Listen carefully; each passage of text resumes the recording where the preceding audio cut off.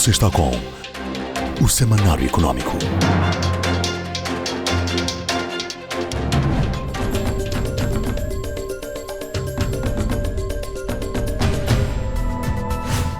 Entramos nesta altura para o nosso tema de fundo e conforme tivemos a oportunidade de anunciar no lançamento do programa, está conosco o Dr. Olamide Harrison, representante residente do Fundo Monetário Internacional em Moçambique. É com ele que vamos entabular esta análise à conjuntura econômica do país, macroeconômica precisamente, e vermos nesta altura que desafios e como estes poderão ser encarados no curto e médio prazo para promover uma recuperação sustentada e sustentável do crescimento econômico.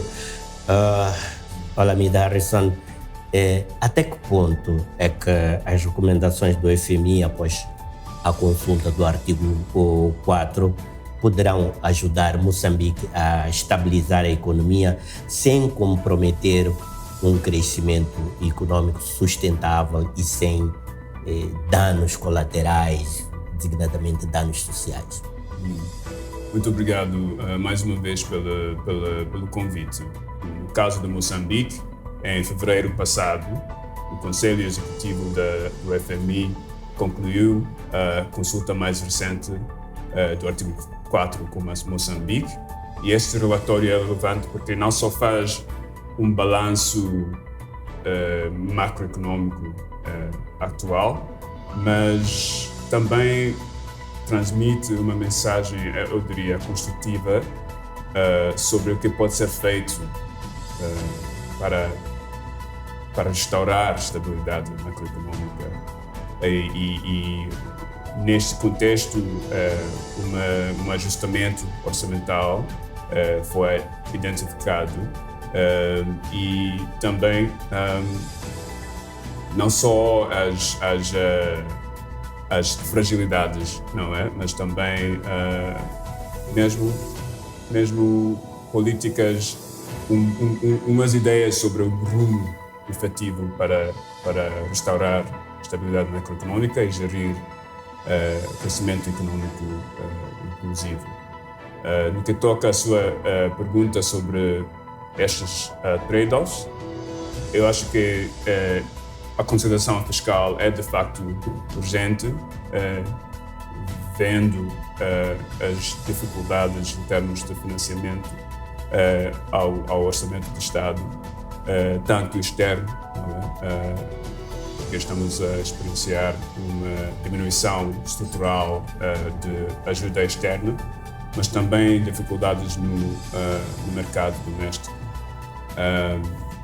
Agora, mais do que cortar para minimizar o efeito deste ajustamento na economia, o que importa é mesmo a qualidade do ajustamento. Se olharmos para a composição do orçamento, vemos um grande peso de duas rúbricas: massa salarial e serviço de dívida. O serviço de dívida passou por 5% mais ou menos do PIB há 5 anos para 8% do PIB agora. E em termos da massa salarial, passamos por 12%, mais ou menos 12,6% em 2020 para quase 15% do PIB. E isto quer dizer, em prática, que a maioria dos recursos estão sendo absorvidos por estas duas rúbricas, que limita o espaço de manobra sobre gastos sociais e até investimento público no futuro. Por isso, mais do que só cortar, temos de pensar em como fazer de uma forma sustentável. Pois, exatamente, essa é realmente a questão de fundo, como fazer essas mudanças, essas reformas de uma forma sustentável. O FMI insiste nesta necessidade de consolidação fiscal ambiciosa, designadamente para reduzir as necessidades de financiamento e restaurar, inclusive, a sustentabilidade da dívida. A questão que coloco é: quão urgente é esta agenda para Moçambique? João Carlos, é central. A consolidação fiscal é central porque tem a ver mesmo com a capacidade do Estado se financiar num contexto mais exigente internacional e com dificuldades de financiamento. Como comecei a explicar, não se vê espaço de manobra para responder às choques como as cheias e ciclone Gazan para gastos sociais importantes e para nós esta sustentabilidade da dívida só pode ser restaurado através de uma consolidação equitativa, no sentido de começar com as despesas, mas também pensar em como alargar a base tributária, reduzir os desequilíbrios no sistema dos impostos, não é? Em termos de IVA, por exemplo. E através começamos a reduzir as pressões para financiamento, e isto vai criar mais espaço para o sistema financeiro também financiar a atividade econômica real do setor privado. Então, com esta consolidação fiscal, como já disse, abre espaço para uma gestão mais suave e aumenta a capacidade do Estado de responder às necessidades da população e às dificuldades. A pergunta como vai ser recorrente nesta nossa conversa. Como o país pode encontrar, face ao contexto em que se encontra, espaço fiscal e reverter uma tendência que tem estado a se agravar de um tempo a esta parte, que foram confirmadas de resto com o diagnóstico após esta consulta do artigo 4. Pronto, o relatório identifica e tem uma proposta de uma reforma, um conjunto de reformas, tanto do lado estrutural, aliás, podemos falar sobre isto também, mas também neste ajustamento orçamental. Tem vários componentes do lado da despesa. Eu vou focar no assunto de massa salarial, a necessidade de conter. Não se pode olhar para ajustamento da despesa sem olhar para essa componente, porque é enorme na composição dos gastos do Estado. Neste contexto, defendemos a necessidade de conter o crescimento nominal da massa salarial. E propomos, por exemplo... Apenas conter ou reduzir mesmo? No peso de economia, reduzir. Mas oferecemos algumas ideias sobre como conter nominalmente. Pois. Quer dizer, em termos do PIB, vai cair, mas pelo menos não está a crescer nominalmente. E nós temos uma proposta lá que tem a ver com, por exemplo, 13º mês, limitar a contratação de novos funcionários, com exceção aos setores críticos como educação, saúde e justiça. Olhamos para os salários para pelo menos conter para os anos seguintes, depois pode recomeçar a aumentar. Então tem ali um pacote que olha para as despesas. Também oferecemos umas ideias sobre receitas, do lado de receitas, como harmonizar o sistema de isenções, porque ali tem várias isenções excessivas, vários produtos. Do lado tributário. Sim. Tem ali um sistema que pode ser harmonizado e isto vai facilitar o ajustamento. E finalmente é necessário uma gestão mais dinâmica em termos de dívida pública. O governo já começou com esforços em termos de leilões para gerir os passivos que estão a envelhecer, e este processo vai precisar de continuação e vai ajudar. Então, propomos um conjunto de ajustamento no lado de despesa, no lado de Quais são os sacrifícios que admite que devem ser consentidos? Portanto, não há uma cirurgia sem dor. Esta decisão, ultimamente, é uma decisão. Estas escolhas têm de ser bem ponderadas, claro, mas no final, acho que este pacote de reformas que me referi, acho que é uma ideia.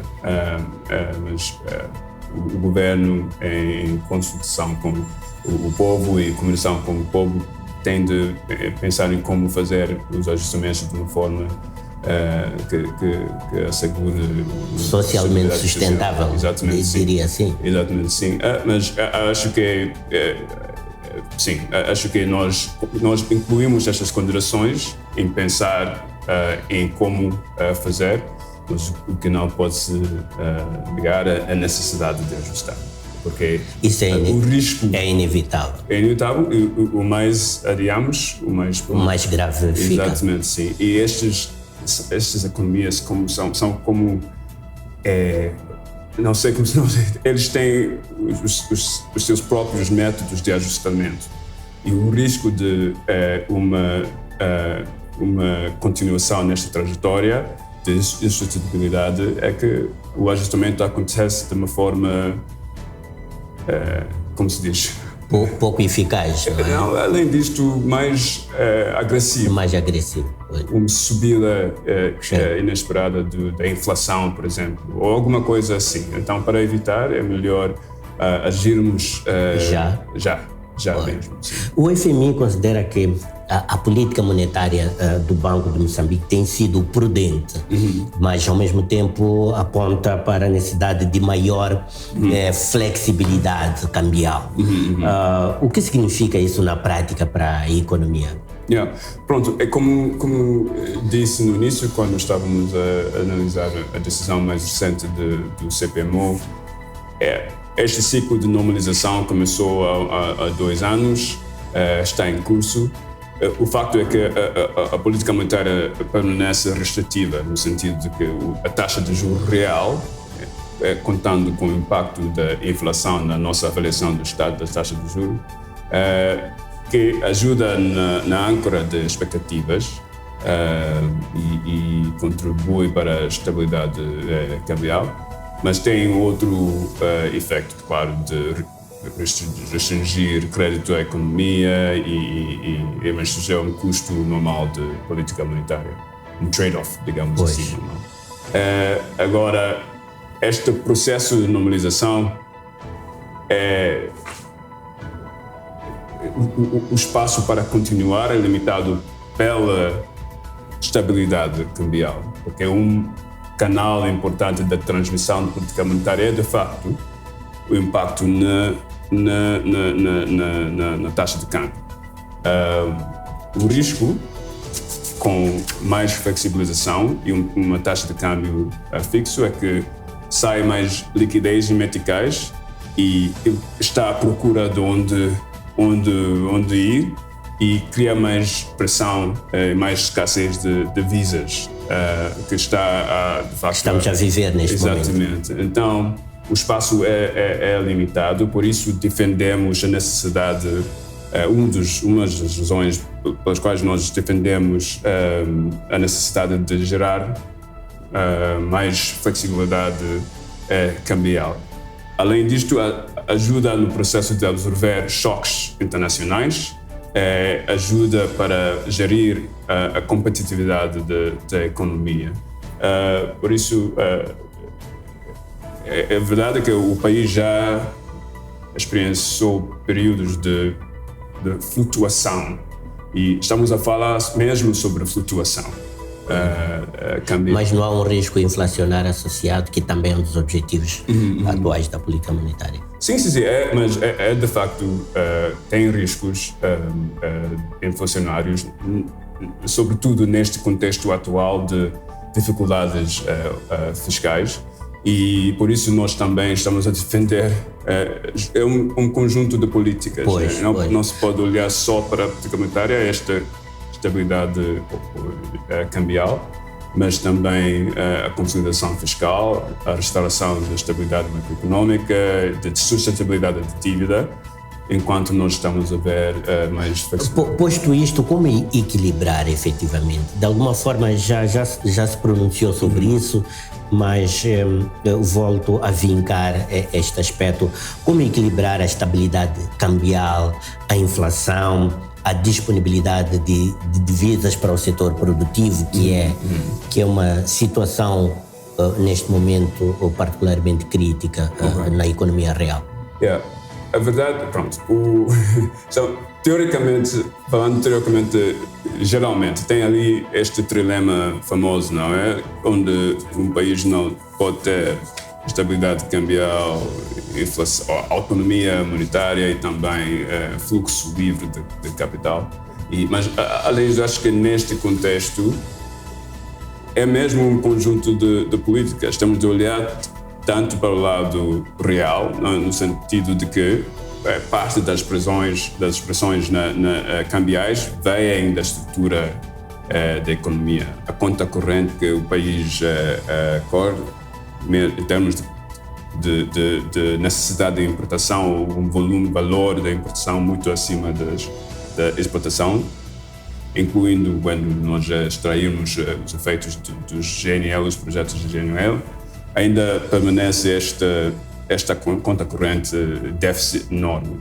Então, pensando em como gerir mais diversificação, mais produção, e daí podemos olhar para reformas que melhoria o ambiente de negócio, que atraírem investimento. Isto é um lado estrutural. Sim. Tem de acontecer, mas isto reformas começam agora e vão ter um efeito ao no longo prazo. Olhando para a situação orçamental, de facto que parte, normalmente, da pressão cambial vem também das despesas do Estado e a necessidade de conduzir esta consolidação fiscal para reduzir as necessidades de financiamento, mas as pressões nas importações vindo do Estado. E, finalmente, política monetária, mas temos de admitir o facto de que mais esforço para gerir, para conter a inflação, vai ter impacto no desempenho da economia real. E cada dólar que se usa para defender taxa de câmbio no mercado, que aliás o Banco Central tem uma política, mas não está a intervir no mercado atualmente, é um dólar que pode ser usado para outro efeito, não é? Então, ali eu diria que o foco tem de ser consoante com o quadro da política monetária aqui, focar em como gerir a inflação e aquela autonomia política e as reformas para gerir mais fluxo de divisas para a economia e deixar o mercado determinar a taxa de câmbio apropriada. A dificuldade crescente do financiamento do Estado poderá afetar neste momento também a capacidade de crédito ao setor privado? Pode sim. E pronto, tem dois canais de transmissão. Um lado é o tal crowding out, no sentido de que cada dólar que vai ao Estado não vai ao setor privado. E o facto é que o setor privado tem mais Exposição para gerar emprego e ser o motor da economia. Do crescimento econômico. Exatamente, sim. Então, este componente é uma coisa para pensar. Outra coisa é mesmo o risco soberano, estas dificuldades de financiamento que o João Carlos falou. E a verdade é que se os bancos os credores estão a perceber riscos elevados soberanos, isto é a base para determinar o preço de ativos no setor privado, no sentido de que não vão emprestar, não vão considerar empréstimos meticais em moeda nacional com taxa de juros menor daquilo que se oferece ao Estado.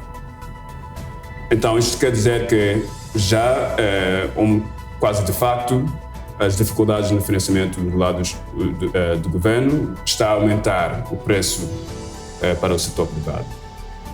Mas, além disto, com a necessidade e as vulnerabilidades de dívida pública, aqueles que têm exposição ao Estado, com preocupações de atrasados e outras coisas, vão guardar liquidez para se protegerem. E isto quer dizer que não estão a usar aqueles recursos para financiar o setor privado. Então, aqui estou a ver pelo menos 3 canais, não é? O trade-off em termos de crowding out.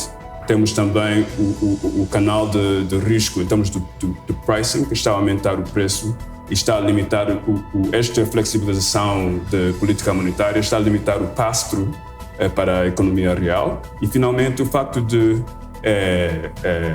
racionamento, digamos assim, de crédito por parte dos credores para se protegerem. Então, esta dificuldade de financiamento mesmo tem um impacto real e a experiência internacional, estudos académicos mostram estas questões. O FMI também destaca a importância de se criar um ambiente mais favorável para o setor privado. O que falta ainda fazer para desbloquear o investimento para o setor produtivo? Eu gostaria de... Para mim, reformas importantes incluem avanços na governação, combate à corrupção, aumento da transparência fiscal, condução de auditorias independentes, até a criação de Tribunal de Contas para salvaguardar os gastos dos recursos públicos. E em termos mesmo de criar um âmbito melhor, eu olho para a necessidade de simplificar e reduzir a complexidade do processo de negócio aqui em Moçambique. Simplificar os processos e isto ajuda muito. Também existe a necessidade de aumentar a previsibilidade na economia em termos das políticas fiscais, contratuais também. E, finalmente, segurança jurídica acho que é importante para novos investidores. Mas, sobretudo, um estado da economia estável e previsível acho que ajuda muito a atrair investimento público. O novo fundo soberano ligado às receitas do gás pode, na sua opinião, desempenhar um papel relevante na gestão futura da riqueza do país? Eu acho que sim, acho que pode ajudar, mesmo é importante, a experiência internacional também mostra que uma gestão destes recursos finitos, como de gás, podem ajudar um país na geração de recursos. O Moçambique já fez progressos importantes, aprovou a lei do Fundo Soberano no país, está operacional, de facto, o Fundo Soberano. E acho que este é um passo importante no sentido da geração destes recursos. A lei tem objetivos claros. Uma é para estabilizar, ajuda no desenvolvimento econômico e também para poupar para as futuras gerações, não é? Tem regras claras sobre como investir os recursos, como as condições para o levantamento destes recursos e também como a porção que vai para o orçamento do Estado é 60% e o resto que vai para o Fundo Soberano. O que pode ser melhor é as regras claras para a utilização que vai ao orçamento, que estes recursos sejam usadas para despesas que apoiem e sustentem o crescimento a longo prazo, como investimento na infraestrutura, capital humano, até saúde. Acho que estes componentes... Uma priorização desses investimentos. Bem, falando agora das perspectivas econômicas de médio prazo, essencialmente, o FMI considera que o setor do LNG poderá transformar significativamente a economia moçambicana a partir de 2030, mais ou menos. Até que ponto de vista é que esta expectativa é realista? Pronto, com base na informação que temos sobre o estado de engajamento e o progresso com a construção dos megaprojetos, acho realista, e no sentido de a produção de gás, combinando todos os projetos, vai aumentar significativamente os agregados do PIB.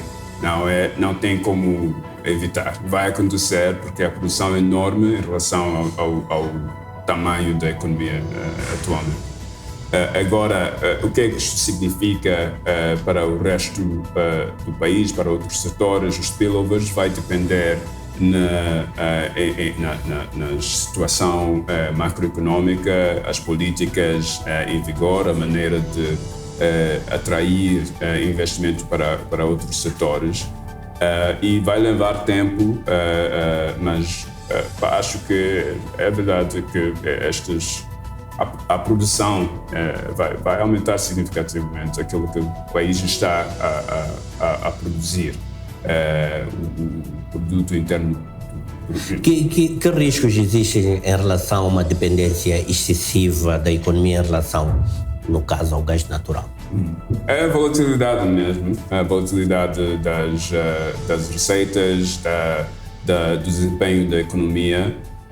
Por isso, a diversificação vai ajudar a absorver choques nestes setores. Estamos a ver um grande choque, neste caso, um aumento significativo no preço de gás e de outras matérias, mas em 2014 houve uma queda significativa no preço do gás. Sim, então pode ser. Tem ali um ciclo de volatilidade que não se pode. Então é melhor fortalecer outros setores e também acho que outros setores também talvez estejam um pouco menos intensivo em capital, então tem mais chance de gerar empregos para um país que tem uma juventude enorme que precisa mesmo de emprego. Entrarmos para as conclusões, mais ou menos voltando de certa forma para o ponto de partida desta conversa, perante o diagnóstico feito pelo FMI, quais deveriam ser hoje as prioridades econômicas e estratégicas para Moçambique? Pronto. Do lado, acho que o fiscal, a consolidação fiscal é urgente. É absolutamente urgente e a condução disto, a composição tem de ser bem escolhida. Então, também a necessidade de gerar mais flexibilidade cambial para ajudar o país a absorver choques externos para facilitar o ajustamento da economia. Finalmente, a condução de reformas estruturais no lado de governação, melhoria de ambiente de negócio sobretudo a gestão das finanças públicas. Quer dizer, passando para um racionamento para gestão ativa de caixa, limpar os atrasados, evitar a condução de mais atrasados, reforçar a credibilidade orçamental através de correr orçamentos realísticos e, finalmente, aumentar a transparência fiscal. Para mim, isto são as prioridades. Na condução de ajustamento fiscal, vai ser importante proteger os mais vulneráveis na sociedade, através de um reforço das transferências sociais do INAS. Isto pode ser feito para ajudar. Bem, chegados aqui, para quando o novo acordo com o governo moçambicano, já que esta última consulta não permitiu chegar a esse entendimento? Ou quais são os cenários daqui para frente? Não permitiu chegar. Pronto, nem avaliou a decisão sobre o seu novo financiamento. Sim, mesmo. Por isso eu queria começar com aquela porção sobre como é que isso funciona. O artigo 4 tende a... Não estava em causa, portanto, o novo acordo de financiamento. Sim. Mas quais são as perspectivas que há para o novo acordo de financiamento? Agora que terminamos a consulta do artigo 4, podemos virar mais uma vez para a questão de pedido para um novo programa e o FMI continua empenhado em tentar ajudar o país Mas até lá o governo terá que ter implementado estas reformas. Pronto, sem os quais não há um novo acordo. Sim, pode tornar insustentável um novo acordo, é isso? Sim, e temos uma oportunidade daqui a nada no contexto das reuniões primavera do Banco Mundial do Fundo Monetário Internacional para mais uma vez conversar com as autoridades moçambicanas para como é que o FMI pode melhor ajudar o país neste contexto. Doutor Olamide Harrison, muito obrigado por estar aqui no Semanário Econômico. Gostávamos de cá tê-lo mais vezes em oportunidades futuras. Muito obrigado, João Carlos. Muito obrigado. Fizemos assim este tema de fundo, uma análise da conjuntura macroeconômica do país, sob lupa do Fundo Monetário Internacional. Tivemos o pretexto, o comunicado após a consulta ao artigo 4 do FMI, é um comunicado de resto público. Estivemos a analisar alguns aspectos que nos pareceram mais pertinentes e relevantes do conteúdo desse comunicado e olhar também os cenários da economia no curto e médio prazo. Este foi o tema de fundo do Semanário Econômico, que vai agora observar mais uma pausa. Nós retomamos o programa logo a seguir. Não saia daí. Até já.